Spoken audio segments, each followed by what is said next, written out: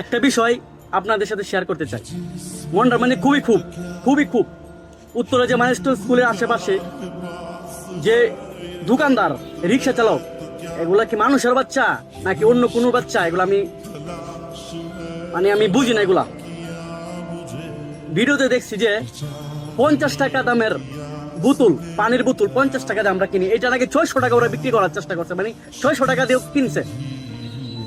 আর মানে গালি দিয়ে কথা বলতে হয় এগুলো। এই আশেপাশে যেগুলো ছিল ওরা নাকি 100 টাকার ভাড়া 1000 টাকা বলছে, 1000 টাকা নিয়ে দিয়ে 1000 টাকাও নেয় নাই। আপনারা একটু বিবেচনা করেন এদেরকে কি করা উচিত।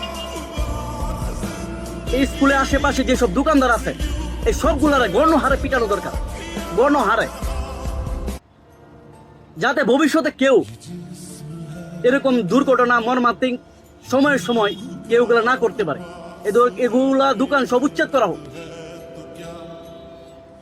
এগুলা মানুষের বাচ্চা না, এদের বাড়ি ঘরে এটা ছোট ছোট বাচ্চারা নাই, যেখানে পুরো দেশ সুখাহত, তখন ওরা ব্যবসা করার জন্য উঠে পড়ে লাগছে।